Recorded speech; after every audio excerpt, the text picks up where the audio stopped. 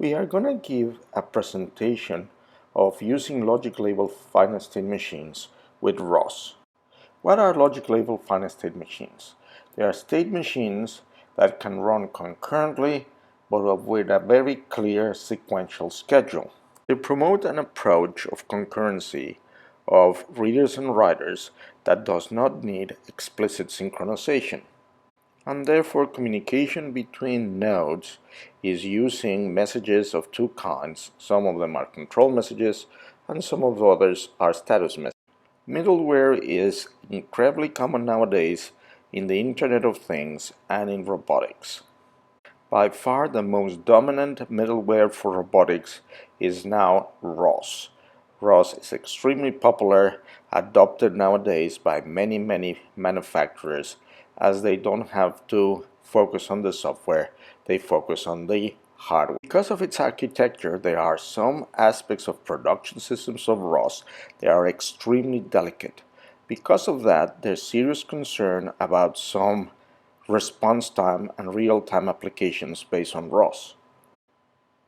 The director of software engineering for Bosch, a large manufacturer of many components from planes and robots to home devices, has shown his interest for sequential programming languages.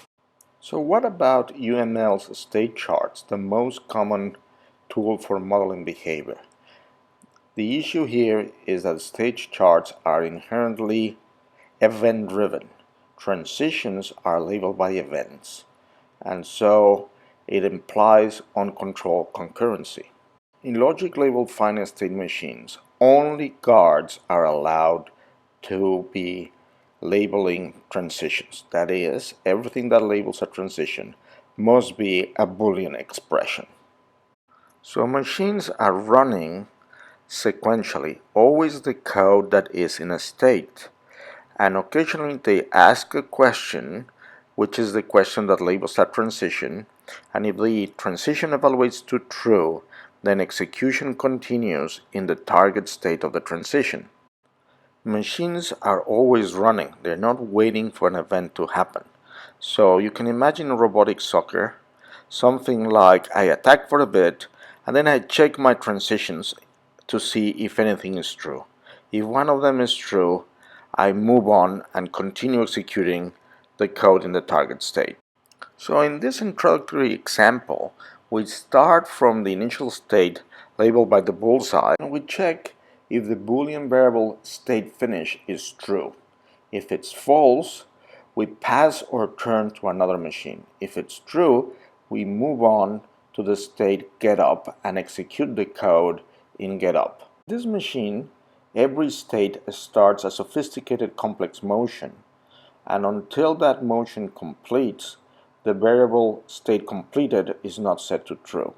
So we don't move into the next action until that action has completed.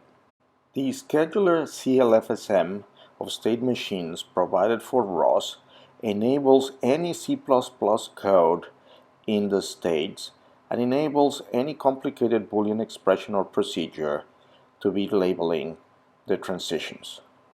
The Boolean value of a transition could be the result of some complex reasoning in some type of logic. Therefore, logic-labeled finite state machines enable to integrate reasoning and a deliberative system in the apparent reactive architecture of a state machine. Logical labeled state machines could be considered part of a time trigger architecture in contrast to an event-driven architecture. Therefore, the standard first pattern of ROS, which is the publisher-subscriber pattern, cannot be implemented when the receiver of a message is going to be a finite state machine. Logic-labeled finite state machines cannot have callbacks. They are a single thread of execution. If we have a node that is a producer of information, for example a sensor, that publishes in topic A, and the logic-labeled finite state machine is interested in this data, we cannot implement a publisher-subscriber of ROS. What we need to do is place a wrapper in between. The wrapper will subscribe to the topic and get the data, and will provide the service of reporting the most recent data it's been published in the topic. So a sensor wrapper in this case, it's a node in ROS that is both a subscriber and also a service. Because it is a subscriber, it has a callback to listen to topic A, and because it's a service, it's going to have a response function to build the response. At the beginning, there'll be some setup. The wrapper needs to subscribe to the topic, and the interested parties will need to query to see if the census is ready, and if they receive that the census is ready, they can regularly request values of the sensor. In some robotic systems, querying if the census is ready is important rather than getting a garbage value or a default initial value that the wrapper is providing. In the example that we show here later, we don't do this, but we make it an important point. Once the setup is completed, the sensor can publish regularly on the topic or the data producer, and the wrapper receives those messages forwarded from ROScore and keeps the most up-to-date version of the data. The behavior encoded by the logic label finance state machine queries through the whiteboard to ROScore values of the sensor as if it was a client, and that way it retrieves from the wrapper the most recent value of the sensor. So now let's look at the simple example of the first logic label finance state machine that controls the turtle bot of ROS so it does not get too close to the walls of its area. This machine will be compiled as a library and executed as a ROS node, so it needs to have in its initial state the setup of a client node. The machine is also a publisher because it has to publish the action commands to move the robot forward or to make the turtle spin. So after some C++ trickery to get the arguments and pass them off to the ROS environment, in this part of the code we declared this node as a publisher of actions to the turtle and also as a client for the services of the wrapper. The very first values of the geometry message command are all set to 0 because initially we're not going to make the robot move forwards or spin.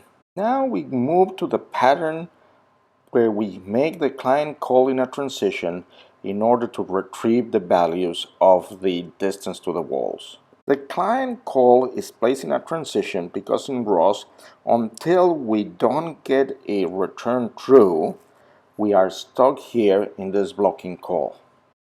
The global variable SRV is not shown in the diagram. These variables, global to all states of a logic label finance state machine, are declared somewhere else.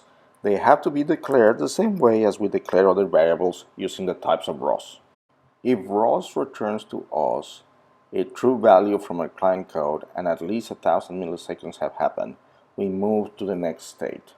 In this next state, we can extract the coordinates of where we are from the response and then decide if we need to spin because we're too close to a wall, or maybe move backwards, or we continue going forwards.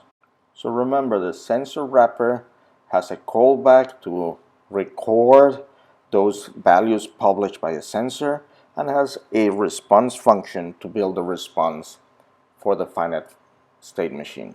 Therefore, if you inspect its code when it's provided, the first thing that you would see is the global variables to save what we receive in the callback of the values being published. So below the callback that records the post, we have our response function which posts the position as a service. The main program is nothing more than something that requests a nose handle to ROScore and then advertises that it is a subscriber, and it also advertises its service.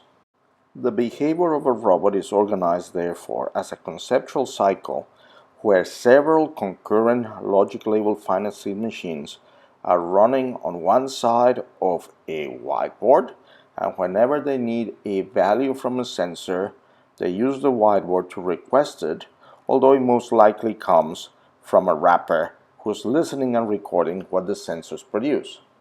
I hope you see how we have changed the publish-if subscriber pattern into a client-server pattern, so now the data is queried by the client when it needs it, rather than the client being interrupted on its callback.